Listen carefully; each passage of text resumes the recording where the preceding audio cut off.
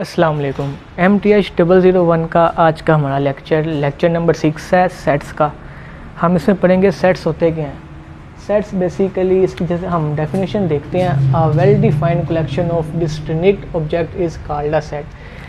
के ऑब्जेक्ट की एक ऐसी कलेक्शन इस तरह से हमने उसको तरतीब दी हो। फॉर एग्ज़ाम्पल अब मैं लिखता हूँ A इज़ इक्वल टू, यहाँ पे मैं सेट्स के ये एलिमेंट्स लिख लेता हूँ A B C D E। ये मैंने एक तरतीब के साथ लिखे हैं। किसी चीज़ को तरतीब के साथ लिखने को सेट कहते हैं। आगे सेट्स की 3 टाइप्स यहाँ पे बताई गई हैं। 3 टाइप्स के सेट होते हैं, tabular form, descriptive form, set builder form. अच्छा, अब ये तीनों फॉर्म होती क्या हैं। सबसे पहले डिस्कस करते हैं हम टेबुलर फॉर्म। टेबुलर फॉर्म में हम जो ऑब्जेक्ट्स हैं हमारे वो हम सेपरेट करते हैं कोमा के साथ, ठीक है। फॉर एग्ज़ाम्पल ये देखें, अब मैंने एक सेट लिया A। अब मैंने इसके ऑब्जेक्ट्स हैं हमारे पास अल्फ़ाबेट्स हैं, या हम कह लें फर्स्ट 5 नेचुरल नंबर ले लेते हैं 1 2 3 4 5। अब जो मैंने इनको सेपरेट किया ना एक एक लफ्ज़ को, वो मैंने कोमा से सेपरेट किया, ठीक है। ये होती है हमारी टेबुलर फॉर्म। फिर हमारी आती है डिस्क्रिप्टिव फॉर्म। डिस्क्रिप्टिव फॉर्म में हम क्या करते हैं, जो सेट हमने बनाया होता है उसको हम एज अ इंग्लिश सेंटेंस के अंदर डिस्क्राइब करते हैं। जैसे कि आ गया हमारा, अब ये हमारा फर्स्ट 5 नेचुरल नंबर का सेट था। अब नेचुरल नंबर कैसे हमें ये पता लग रहा है, क्योंकि ये 1 से स्टार्ट हो रहा है, 0 से नहीं। हम क्या करेंगे, हम लिख देंगे जो हमारा A है is a set of first 5 natural numbers.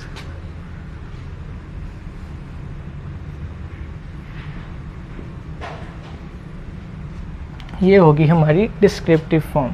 फिर आती है set builder form. Set builder form जो होती है जिसमें हम अपने टेक्स्ट को सिंबॉलिकली डिफाइन करते हैं। ये आ गया हमारा A सेट लिया हमने, जो हमारा X है वो बिलोंग कर रहा है, ये साइन का मतलब होता है बिलोंग्स टू। हमारा बिलोंग किससे कर रहा है, ये है नेचुरल नंबर। नेचुरल नंबर को हम डिनोट करते हैं N से। ये हमारा सेट डिनोट किससे करता है, N से हम इसको डिनोट करते हैं। सच डैट जो हमारा X है वो लेस देन इक्वल है 5 के वो 5 से कम भी हो सकता है, ज़्यादा भी हो सकता है। ये हमारी आ गई डिस्क्रिप्टिव फॉर्म। इसे हम सिंबॉलिकली डिफाइन करते हैं। इस साइन का मतलब होता है बिलोंग्स टू। अगर कोई सेट बिलोंग्स ना कर रहा हो, सिंपली हम क्या करते हैं, हम यही साइन डाल के इसके ऊपर लाइन डाल देते हैं कि जी यहाँ A जो है वो बिलोंग्स टू E नहीं है, या A कोई एलिमेंट्स B में नहीं है। इस तरह से हम फिर उसको डिफाइन करते हैं। फिर आता है हमारा आगे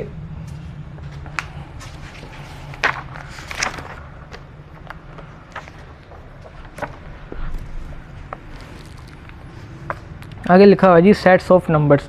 कि नेचुरल नंबर का सेट है, जिस तरह मैंने आपको बताया, वो हम डिनोट करते हैं N से। N इज़ इक्वल टू, आगे जो नेचुरल नंबर स्टार्ट होते हैं हमारे 1 से, 1 2 3 4 5 6 आगे सो ऑन, ठीक है। ये हमारा नेचुरल नंबर का सेट है। फिर आगे होल नंबर। होल नंबर के होते हैं जो नंबर 0 से स्टार्ट होते हैं, वो हमारे होल नंबर होते हैं, और इसे डिनोट करते हैं हम W से। ये आ गया हमारा W इज़ इक्वल टू 0 1 2 3 4 आगे सो ऑन। अच्छा जी, अब आपने एक चीज़ नोट की होगी कि मैं जो भी सेट बना रहा हूँ उसका जो लेटर है वो कैपिटल अल्फ़ाबेट से लिख रहा हूँ। असल में ये क्या चीज़ होती है, जब भी हमने सेट बनाना हो उसका जो जिसे हम सेट को डिनोट करेंगे वो हमेशा कैपिटल अल्फ़ाबेट में आएगा। A B C capital alphabets आएंगे। और जो भी हमारे सेट के एलिमेंट्स होंगे, सेट के एलिमेंट्स क्या होते हैं, सेट के ऑब्जेक्ट क्या होता है, जो हमने सेट के अंदर जो डिजिट या कोई भी चीज़ लिखी हो वो हमारे सेट के एलिमेंट होते हैं। अब ये हमेशा जो सेट हम जिससे डिनोट करेंगे वो कैपिटल अल्फ़ाबेट होगी, जो सेट के अंदर के एलिमेंट होंगे वो हमेशा स्मॉल अल्फ़ाबेट होगी। फॉर एग्जांपल ए सेट है और ये इसके एलिमेंट हैं स्मॉल अल्फ़ाबेट में, a B c d e f, आगे जितनी भी अल्फ़ाबेट है सो ऑन जी तक। ठीक है, सेट हमेशा इस तरह से बनेगा, जिससे हम सेट बनाएंगे वो हमेशा कैपिटल अल्फ़ाबेट में होगा। फिर आगे आता है सेट ऑफ इंटीजर। अच्छा जी, अब इंटीजर का सेट है, अब इसको हमने बनाना है किस तरह से हम देखते बताएंगे। अच्छा ये इंटीजर का सेट है, अब इसके लिए एक वर्ड यूज़ किया जाता है, एक यानी कि करैक्टर यूज़ किया जाता है, वो है z। अब इंटीजर तो आई से स्टार्ट होता है, जिस तरह नेचुरल नंबर n से स्टार्ट होता है उसको हम n से डिनोट कर दिया। होल नंबर हमारा w से स्टार्ट होता है उसको हमने w से सेट उसका बना दिया। अब ये इंटीजर्स नंबर का हम z से क्यों बना रहे हैं, इसका ये सीन है कि जो z है ना, असल में एक वर्ड है वो जर्मन का ज़हलन, जर्मन ज़ुबान का लफ्ज़ है। जर्मन जो जर्मनी होती है उसकी ज़ुबान का एक लफ्ज़ है ज़हलन, ये ज़हलन, इसका मतलब होता है इंटीजर, और इसके जी से वो आपको इंटीजर का सेट डिनोट करते हैं। यह आपकी बुक में भी लिखा हुआ है। असल में एक आपकी होती है नंबर लाइन। नंबर लाइन क्या होती है बेसिकली, जिसमें आपके पॉजिटिव भी नंबर होते हैं और नेगेटिव भी नंबर होते हैं। किस लिहाज से, इस तरह से, ये आपका आ गया 0, ये एक लाइन आ गई नंबर लाइन जिसे हम कहते हैं, रियल लाइन कहते हैं। इस साइड पे हमारे राइट साइड पे पॉजिटिव इंटीजर्स होते हैं, 2 3 4 आगे सोन चलती जाती है। 0 के लेफ्ट हैंड साइड में हमारे नेगेटिव आते हैं, 1 -1 -2 -3 और -4। जिसमें पॉजिटिव नेगेटिव दोनों तरह के नंबर्स आ रहे हों वो हमारे इंटीजर्स कहलाते हैं। फिर आगे डिस्कस करते हैं हम अपना, यानी कि हर किस्म के उन्होंने बताया है कि सेट को किससे डिनोट करते हैं, रेशनल नंबर को, प्राइम नंबर को, रियल नंबर को, कम्प्लेक्स नंबर को, सारा बताया हुआ है। कम्प्लेक्स नंबर वो होते हैं जिनमें हम आयोटा की वैल्यूज़ डालते हैं। बाकी आगे हम देखते हैं जी, आगे बताया गया हुआ है सब सेट क्या होता है। अब यहाँ पे डेफिनेशन लिखी है, if A and B are two sets, के ए और बी टू सेट हैं। जो ए है वो बी का सब सेट है, ठीक है, कि ए, इसको हम इरेज कर लेते हैं पहले,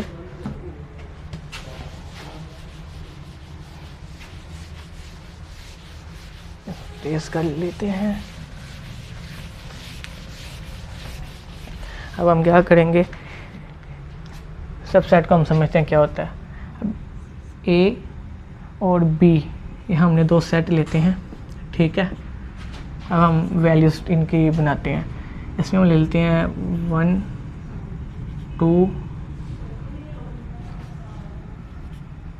3 4, ठीक है जी। हम बी को हम ले लेते हैं 1 2 3 4 5। अच्छा, ये एक प्रॉपर सबसेट है। प्रॉपर सबसेट क्या होता है कि वो बी के बिल्कुल बराबर ना हो, वो प्रॉपर सबसेट कहलाता है।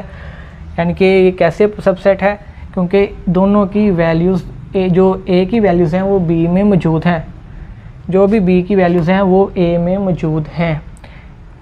जिस तरह 1 इसमें भी है, इसमें भी है, 2 इसमें भी है, इसमें भी है, 3 इसमें भी है, इसमें भी है, 4 इसमें भी है, इसमें भी है। यानी कि जो ए है वो बी का सबसेट है। और इसको डिनोट कैसे करते हैं, सबसेट को डिनोट करने का साइन होता है ये, और इसको हम ऐसे कह सकते हैं कि जो ए है वो सबसेट है बी का। ये होता है प्रॉपर सबसेट के, यानी कि दोनों इक्वल ना हो एक दूसरे के। फिर आता है एक इक्वल सबसेट, यानी कि ए सबसेट इक्वल है बी का। और ये किस तरह से होता है, अगर तो 5 भी ए में मौजूद होता तो ये इसका इक्वल टू सबसेट होना था। अब इसमें 5 मौजूद नहीं है, ये एक प्रॉपर सबसेट है। अगर हम इसमें 5 लगा दें 5, तो ये एक इक्वल टू सबसेट बन गया है, क्योंकि इसमें ए और बी के दोनों के जो एलिमेंट्स हैं वो बराबर हैं। ठीक है, ये हम इक्वल टू सबसेट कहते हैं इसे। फिर आगे बताया गया जी कि इक्वल सेट क्या होता है। इससे हम इक्वल सेट भी कंसीडर कर सकते हैं। जो एक इक्वल टू सबसेट वाला होता है इसे हम इक्वल सबसेट भी कह सकते हैं। और इसको डिनोट कैसे करते हैं ये हम देखते हैं। अब देखें जी इक्वल सेट क्या होता है। अब हमने एक सेट लिया, इसमें हमारा आ गया G A B C F D. ठीक है जी, हम आगे बी सेट लेते हैं। हमारा आता है G F A C D 1 2 3 4 5, 1 2 3 4 B आ गया। ठीक है, अब ये जो ए के एलिमेंट्स हैं वो बी के पूरे बराबर हैं। वो कैसे, आगे पीछे नंबरिंग से कुछ नहीं होगा। हमने देखना है कि ए इसमें है, इसमें भी है। ठीक है, बी इसमें है, सी इसमें है, डी इसमें है, इसमें भी है, एफ इसमें है, इसमें भी है, क्योंकि बाकी तो कोई एक्स्ट्रा नहीं बचा, दोनों के बराबर चीज़ें हैं। और इसको हम डिनोट ऐसे करते हैं, A is equal to B. ये हमारा होता है इक्वल सेट। इसके बाद आता है नल सेट। नल सेट क्या होता है? नल सेट वो सेट होता है जिसके अंदर कोई वैल्यू ना हो। और उसको लिखने का तरीका ये होता है कि ए को अगर मैं नल सेट बनाऊँ तो वो इस तरह से आएगा। और एक ग्रीक ज़ुबान का लफ्ज़ है फाई, PHI। ये एक साइन इसका किस तरह होता है, ज़ीरो बना के इसके ऊपर लाइन, ये नल सेट को डिनोट करता है। इसको हम इस तरह से भी लिख सकते हैं कि ए एक एम्प्टी सेट है और एम्प्टी सेट को हर सेट का सब सेट कंसीडर किया जाता है। फिर आगे आता है यूनिवर्सल सेट। यूनिवर्सल सेट क्या होता है?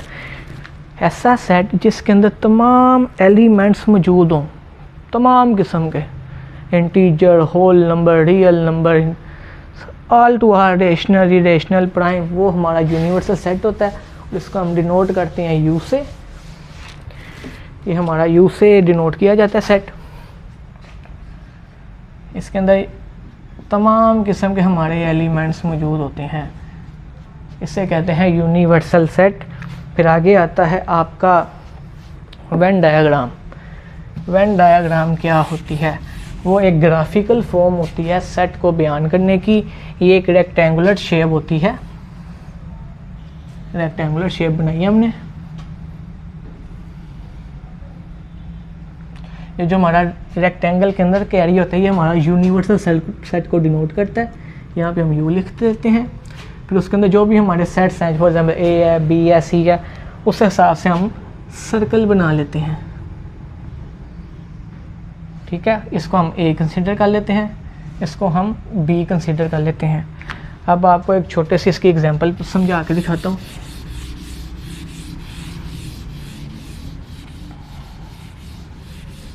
यूनियन से इसकी एक एग्जांपल समझते हैं। हमने निकालना है ए यूनियन बी। यूनियन को हम डिनोट करते हैं इस तरह, यू के इस तरह के साइन से, लेकिन ये प्रॉपर यू नहीं होता, लेकिन उल्टा इसके इस साइन से डिनोट करते हैं हम ए को वैल्यू ले देते हैं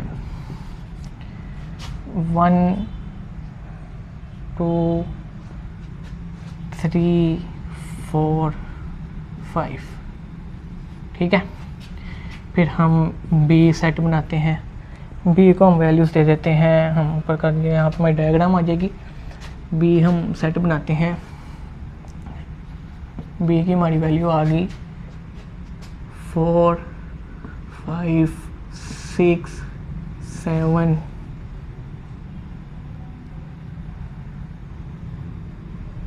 8 9 10। ये हमारे ए बी सेट आ गया। अब इसका यूनियन क्या होता है? यूनियन में हम जो लिखते हैं हम सारी वैल्यूज़ हैं, लेकिन जो कॉमन होती हैं वो बस एक दफ़ा लिखते हैं। फॉर एग्ज़ाम्पल अगर फॉर यहाँ ए में भी है बी में भी है, इसको मैं 2 टाइम्स नहीं लिखूँगा, इसको मैं एक दफ़ा ही लिखूँगा इस तरह से। ए यूनियन जब मैंने बी बनाया तो ये आ गया इस तरह से 1 2 3 4 5, क्योंकि 4 दोनों में, लेकिन मैंने एक दफ़ा लिखना है। 5 भी, फिर आ गया 6 7 8 9 10। यह आ गया हमारा ए और बी का यूनियन। अब इसके हम वेन डायग्राम बनाते हैं। वेन डायग्राम बनेगी इस तरह। इसी तरह से हम क्या करेंगे, एक रेक्टेंगल बनाएंगे। ये आ गया हमारी रेक्टेंगल, ये आ गया हमारा यूनिवर्सल सेट, इसे हम डिनोट करते हैं। अच्छा, अब क्या था कि ए और बी जो दो हमारे सेट्स है उसके अंदर हमारे कुछ कॉमन भी थे, जिस तरह ये। अब हम वेन डायग्राम में इसको कैसे बनाएंगे?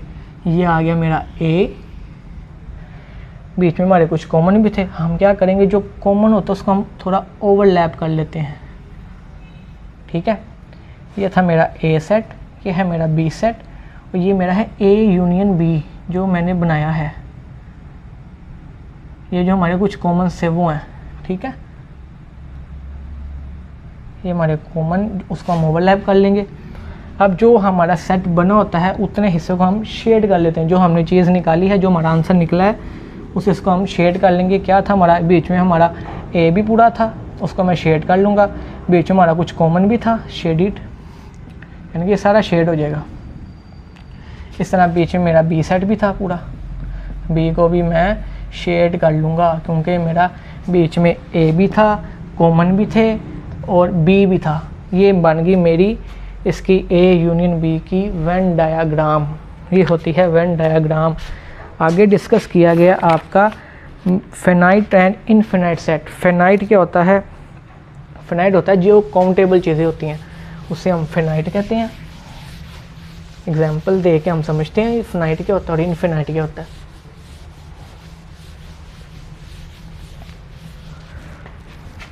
फिनाइट उसे कहते हैं जिन चीज़ों को हम गिन सकते हैं, वो होती हैं हमारी फिनाइट। फॉर एग्ज़ाम्पल आपके नंबर ऑफ़ अल्फ़ाबेट्स कितने होते हैं? 26। इन्हें हम गिन सकते हैं। कुछ भी हो जाए, यानी कि इस दुनिया में जानवर कितने हैं वो भी हम किसी हद तक गिन सकते हैं। और इस तरह की एग्जांपल्स आ जाती हैं फिनाइट सेट में। जिनमें जो भी काउंटेबल चीज़ें हैं वो आपकी फिनाइट सेट हैं। जो अनकाउंटेबल चीज़ें हैं, जिस तरह से आपका आ गया कि रेत के ज़रे कितने हैं, वो आप नहीं काउंट कर सकते।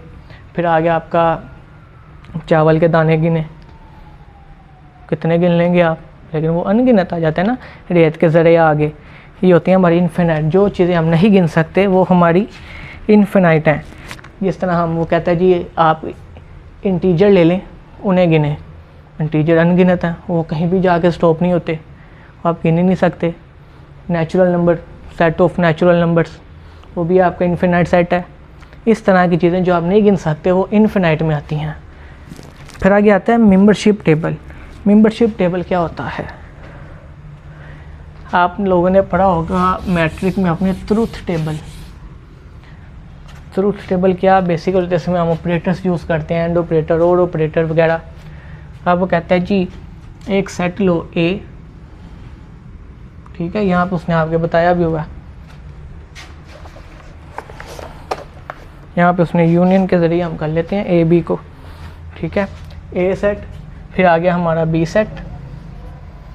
अब हमने क्या लेना है इसका, ए यूनियन बी। अब मैं क्या करूँगा, इनके वो ले लूँगा 1 1 0 0, आगे आ गया मेरा 1 0 1 0।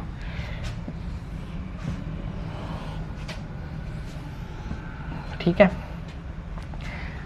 अब यहाँ पे हमारा यूज़ होता है और ऑपरेटर। और ऑपरेटर में हम क्या करते हैं, हम प्लस यूज़ करते हैं। अब हम क्या करेंगे, 1 1 हमारा हो जाता है 1 1 0 1 1 0 1 और 0 0 0। इस तरह से ये काम करता है कि आप देखें कि यूनियन के अंदर हम जो दोनों में कॉमन होते थे वो भी एक दफ़ा हम लिखते हैं। ठीक है, ये आ गया, दोनों की वैल्यूज़ आ गई एक दफ़ा। फिर आ गया हमारा ए सेट में कुछ वैल्यू है वो भी आ गई, फिर हमारे बी सेट में वैल्यू है वो भी आ गई। अब ये जो एंड पे थी ये दोनों नल वैल्यूज़ हैं, अब ये उसी तरह से आ गई हैं। ये हमारा अब मेंबरशिप टेबल कहलाता है।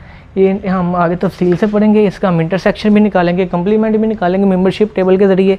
ये ट्रूथ टेबल का ही बिल्कुल ट्रूथ टेबल की तरह ही है। ये था हमारा आज का लेक्चर नंबर 6। उम्मीद करता हूँ आप सबको समझ आया होगा, और कोई भी क्वेश्चन आता है आप हमें कमेंट करके पूछ सकते हैं, हम उसका आपको रिप्लाई करेंगे। तो काइंडली वीडियो को फुल वॉच कीजिए, और ये आपका पेपर के लिहाज से बहुत ही इम्पोर्टेंट लेक्चर है, तो इसे ध्यान से कीजिए। अल्लाह हाफ़िज़।